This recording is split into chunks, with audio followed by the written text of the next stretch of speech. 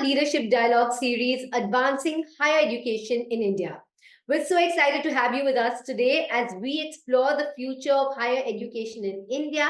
That's ET Education in association with Coursera. It's my privilege to introduce our esteemed guest for the day, Rahul Singhi, Chairman, Purnima Group Rajasthan, and Prashasti Rastogi, Director at Coursera for Campus. Now, in today's conversation, we will be diving into the significant shifts that are occurring in higher education, that's including the implementation of the National Education Policy, NEP. We know there's been so much talk about it, but let's kind of try to dissect exactly how that policy is going to benefit students, the surge of online learning, the value of industry micro credentials. Now we know that universities are offering this, and this is something that students are also actively looking for, and the impact, of course, of how could I forget Gen AI on teaching and learning methodologies. And thank you so much for joining us in this important dialogue. Let us now begin our conversation with Rahul Singhi and Prashasti Rastogi. My first question goes across to Rahul. Let's start with you. Thank you again for joining us today. Yeah, welcome, Shilpa. You know, the landscape of education has been changing so drastically, it's been changing so fast. And since you're right in the middle of it, what are some of the biggest changes that you have witnessed over the past few years? And how do you think these changes have impacted students and institutions? So, I think the biggest change that we all see was COVID. That was the time when, there was a sea change of how classes used to run versus how the classes were conducted during the COVID. Everyone was at home. They were having the flexibility of learning and, interacting with teachers from any parts of the world. So that thing was one of the biggest change in the education, higher education space, I would say. In terms of how it impacted, so of course, it was more flexible. Students were able to log in from anywhere, anytime. Teachers were able to teach from any place in the world. For an institution, there was a drastic change in the digital transformation. The adoption of IT and digital tools was a nightmare for all of us, including hardware, software, internet bandwidth.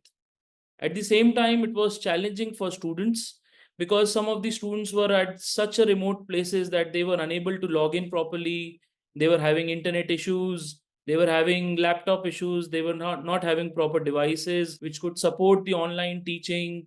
Even if they were able to watch videos, but they were hardly able to take assessments or have an interactive gelled up, and they got quickly adapted to the new tech. And so that was a sea change for all of us that we have seen, including our faculty members. Should I remember, some of our faculty members were not having laptops, and we, in our college ambulances, we supplied them the computers at home. So I told my drivers to, take laboratory computers and deliver it to the faculty members using the ambulances, because the vehicles were not allowed. Your regular vehicles couldn't go. So I've seen all those of things during the COVID, and I can still remember that how adaptive we were in adopting the technology.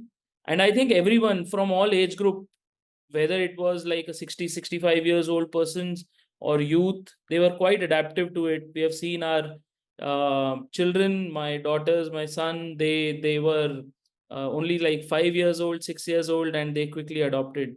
So COVID was a big platform, big change for all of us in the education space, I would say. Absolutely, Rahul, and very well said. You know, COVID forced us all to adapt, but perhaps it was for the best, this whole paradigm shift. Now, Prashasti, building on what Rahul has mentioned about this shift that he has witnessed, you know, you are also in the thick of it. You have a bird's eye view of all the changes that are happening, right? What are the trends you're witnessing and that you're excited about? Yeah, thanks, Shilpa, for having me here, and great to meet you, Rahul.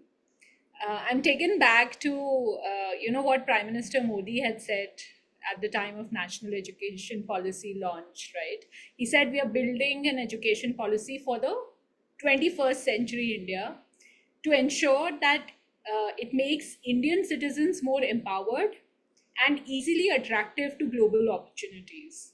He said, we are moving into an era where an individual will not be stuck to a single profession all his life.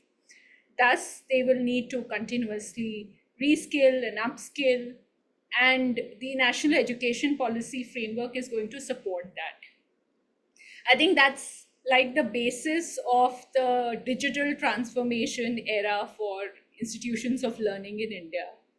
And that has brought a sea change and a lot of autonomy to institutions to make sure that the learners that are coming into the education system and passing out have the necessary skills and capabilities to be productive in the economy, the $10 trillion economy dream. That are also saying that because it's such an agile world, we have a demand for scalable, credit eligible courses and content that create career ready graduates. They're also telling us that generative AI seems to be a huge disruptor, but it also poses opportunities in teaching and learning. So, how can it transform how teachers teach and learners learn? So, having a requirement of updating curriculums constantly to meet the industry demands, to also transforming the way teachers teach and get more skill focused is what we are typically seeing institutions around the world are finding solutions to. Prashasti, you spoke about the NEP. So let's delve a little more into it. The policy has introduced transformative changes such as multidisciplinary education, flexible learning paths, and updated assessment methods. Rahul, how do you see these reforms shaping higher education? And how do you think NEP has opened up opportunities for students? The concept was rather in traditional setup. There is still a concept where all students go to a classroom and teacher will teach a topic in a certain way, and every student will grasp in a same method. Whereas NEP emphasize on a personalized learning approach, wherein if a student is more, I would say, he is more capable of learning by listening and remembering, then he would choose that path. And if the other student in the same classroom uh, wants to have a practical approach of learning, it's sort of a personalized learning approach with a little bit of gamified uh, you know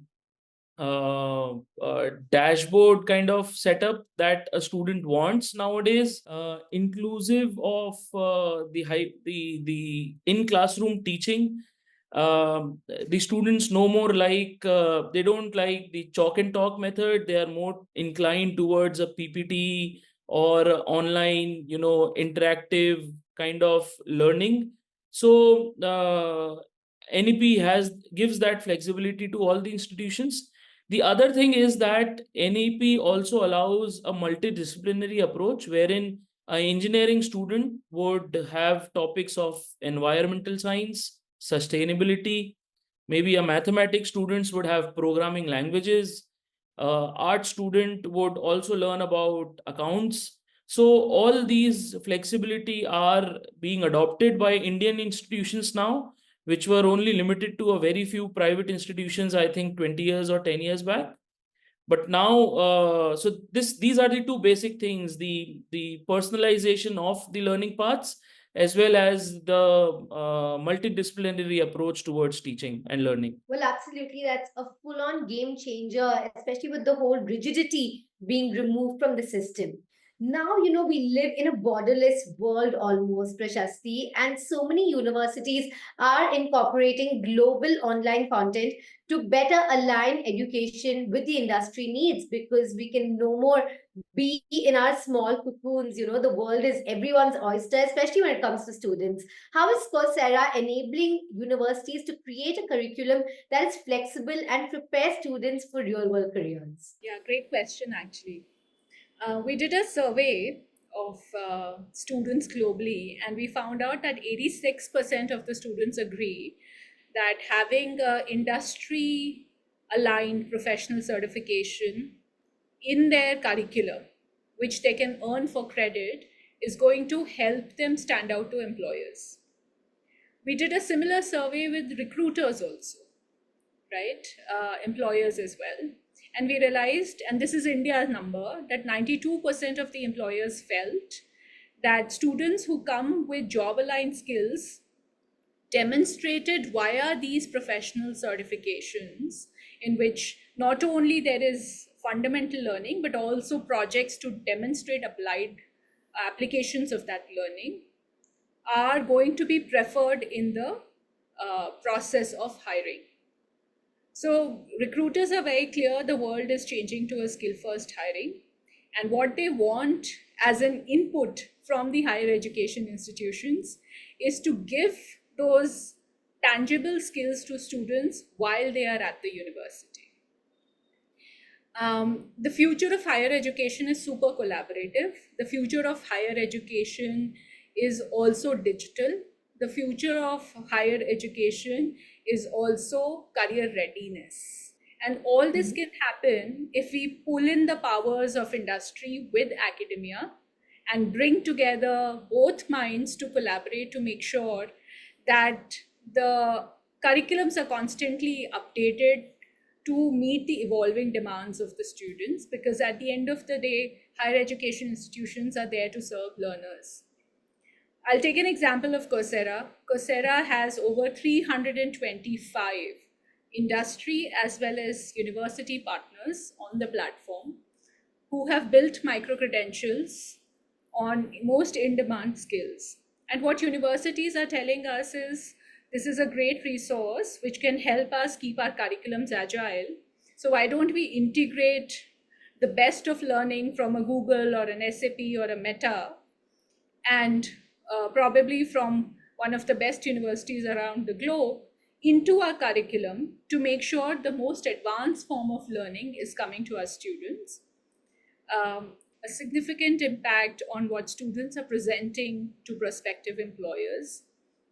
And it is also a scalable model for a university to function. But Prashasti, from what you say, it sounds like the future is fast approaching and it's almost upon us. So let me take that across to Rahul now. Rahul, looking ahead, what is your vision for the future university? What does that look like? And how do you think all this technology around us, especially Gen AI, is going to influence the future of higher education? We already spoke about making learning more personalized. What about making it more engaging? You spoke about gamifying it. And how do you think we can scale it? 2 years back, our internet bandwidth was 100 Mbps. Now it is 10 Gbps. We have scaled it up by, I think, 100 times. So this is the power of digitalization, and this was the need of an hour. A future ready university should be very dynamic university which changes with time, which changes its policies for people with the as the time goes ahead. A university which is more adaptive, I would say, to the new challenges. Like we were discussing before this meeting about the standard MOOC programs that the government is offering versus the new age MOOC programs which Coursera is offering, along with the assessment tools. So now whatever were the challenges for a conventional university 10 years back in terms of doing online assessment, now these things are available in just at a very affordable economical price model, and the content is very good, it is very interactive. And if the universities do not transform themselves to use these technologies, then the students would lag behind, the teachers would lag behind, the administrators would lag behind. So I would say we need to be agile.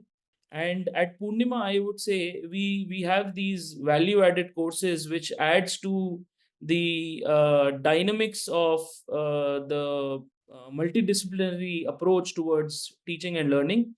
So every year a student has to take at least 6 to 7 credits from these MOOC programs, from online, tools, and that too on those trending technologies, which is the current trending technology, which makes him or her more employable. So, in a nutshell, if a university is advanced, adaptive, and dynamic, then it will stay forever. And there's a saying, survival of the fittest. So it implies on every other organization. And so it is with the universities as well. Absolutely. Prashasti, would you like to add to that? Yeah, I totally agree what Rahul is saying. And I'll give you an example, right? We work with quite a number of campuses in India. And I'll take the example of Chitkara University. When Chitkara University came to us, they said, we have a few objectives. We want to align the course materials with emerging job skills. We want to make sure that we boost students' immediate and long term career prospects in the global market. And we want to also encourage lifelong learning and multidisciplinary learning, because students who are going to graduate in the real world, they'll have to upgrade themselves at least every 2 years to stay relevant in their careers, right? And uh, over the period of discussions and establishing the Coursera partnership at Chitkara University, now the top skills that students are learning there for credit is AI, network and data security, personal growth and branding, because that's also very important in a remote first world. We live our lives 80% online, data engineering and marketing. How would a university actually adapt to this really fast? So the fast adoption, fast deployment, and obviously affordable deployment is what is common to all campuses around the world.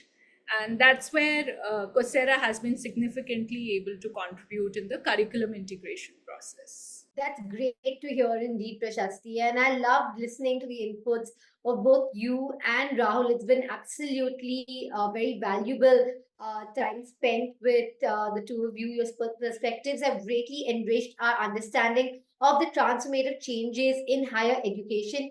And we look forward to witnessing the continued collaboration between universities and industry leaders as you both collectively shape the future of education in India. This partnership is extremely crucial for fostering innovation, enhancing student outcomes, and ensuring that our education system is constantly meeting that evolving need of society and the workforce. And thank you to our audience for watching.